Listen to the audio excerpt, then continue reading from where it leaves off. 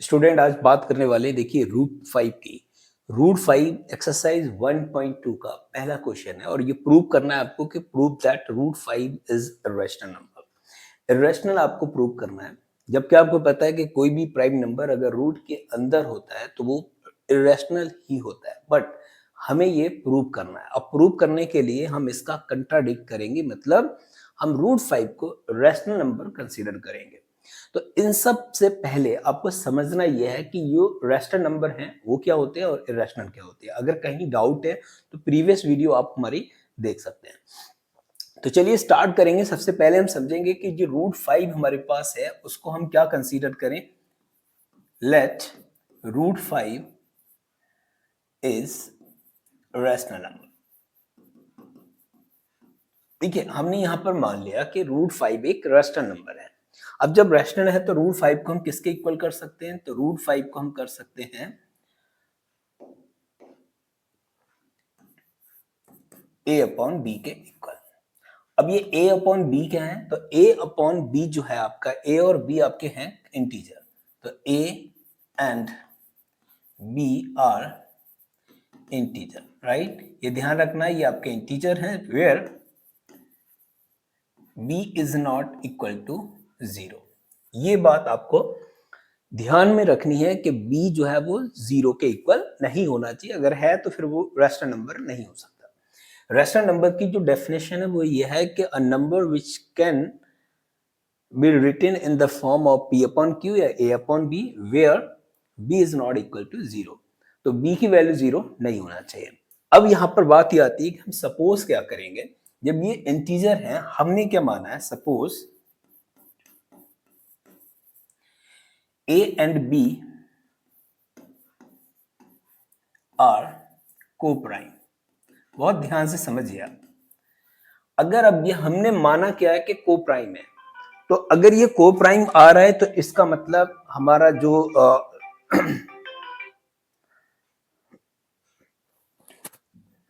हमारा जो अजम्पशन है वो राइट हो जाएगा, और को प्राइम नहीं आता है तो अजम्पशन हमारा रॉन्ग होगा। रॉन्ग होगा तो जो हम मान रहे हैं कि ये रूट 5 एक रैशनल नंबर है वो रैशनल नहीं होगा, इर्रेशनल होगा। तो चलिए स्टार्ट करेंगे और समझेंगे आखिर इसको कैसे सॉल्व करना है। बहुत इजी मेथड से इसको सॉल्व करने की कोशिश करेंगे। और साथ ही साथ एक चीज और रखिएगा, इट मे बी कि आपके स्कूल में, इट मे बी कि आपने किसी और टीचर से पढ़ा हो तो कुछ बेसिक, कुछ डिफरेंट मेथड हो, बट डोंट वरी, बहुत सारे मेथड हो सकते हैं इस क्वेश्चन को सॉल्व करने के। तो कंफ्यूज बिल्कुल नहीं होना है। अब हमने यहां इसको सॉल्व करेंगे। तो हमने लिखा, देखिए रूट 5 इक्वल है a अपॉन बी के।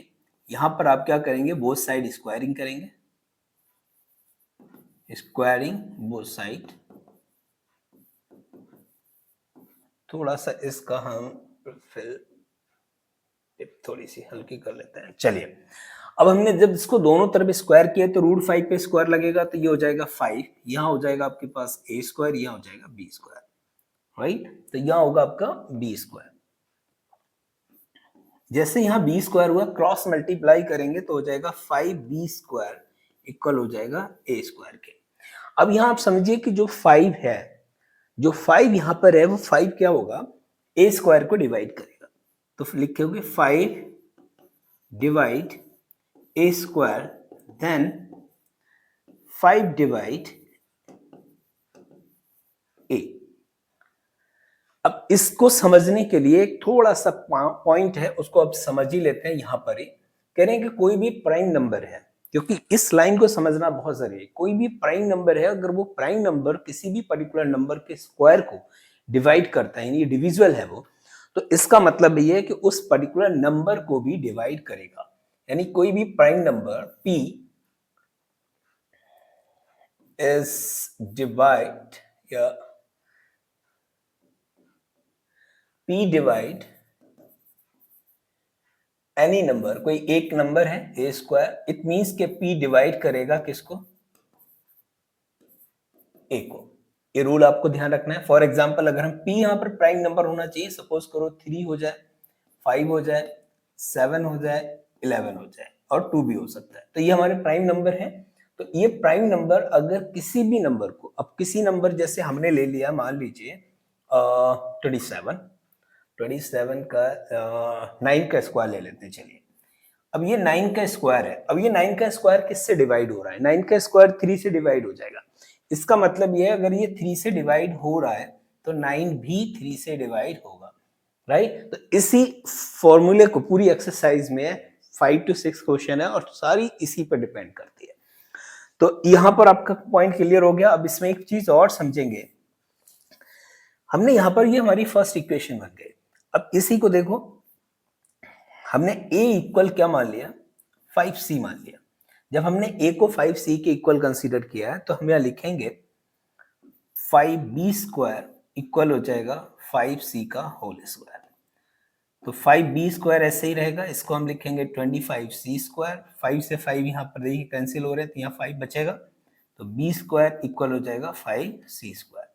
यहाँ अगेन देख रहे हैं 5 जो है वो b स्क्वायर को डिवाइड कर रहा है, तो लिखेंगे 5 divide b square, then 5 divide b। अब देखो दोनों में आपको समझ में आ गई इक्वेशन फर्स्ट, इक्वेशन सेकंड भी। इक्वेशन फर्स्ट और सेकंड को अगर हम ऑब्जर्व करें तो आपको क्या मिलने वाला है वो देखिएगा। अब इसमें देखें a और b दोनों के अंदर देखिए कुछ कॉमन है, तो यहां क्या लिखना है आपको कि a and b have a common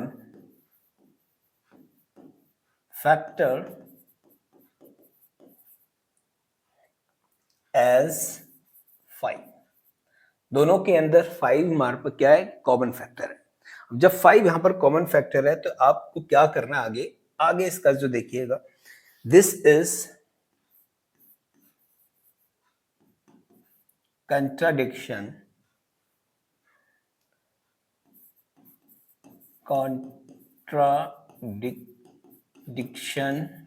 of fact। और फैक्ट क्या था देखिएगा, this is contradiction of the fact that a and b are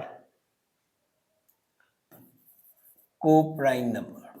यही तो हमने माना था, तो इसको ये कंट्राडिक्ट कर रहा है। हमने क्या कंसीडर किया था कि a और b एक को-प्राइम नंबर है, बट यहां पर को-प्राइम नंबर में कुछ भी कॉमन नहीं आता है। जब नहीं आता, लेकिन यहां कॉमन आ रहा है 5। जब 5 कॉमन आ रहा है तो this is a contradiction of the fact that a और b are the coprime number.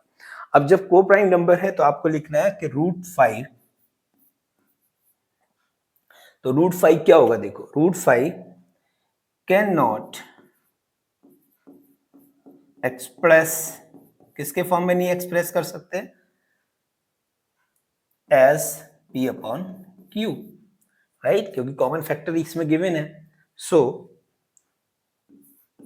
so we can say that √5 is irrational।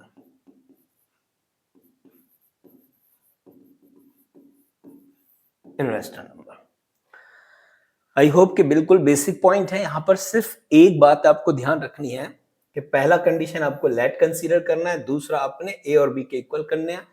a और b are integer when b is not equal to 0। Suppose आपने क्या किया, a और b को क्या consider कर रहे हैं? को-प्राइम। अगर को-प्राइम नंबर है तो प्रूव करने पे भी को-प्राइम आना चाहिए, नहीं आता है इसका मतलब आपका अजम्पशन रॉन्ग है। तो यहां पर इसको सॉल्व किया, यहां आप देख रहे हैं कि 5 क्या हमारा कॉमन फैक्टर है, तो हम लिखेंगे this is a contradiction of fact that a or b are the co-prime number, the √5 cannot express as the p upon q, so we can say that √5 is irrational। तो √5 क्या होगा? एक irrational number होगा। Thank you.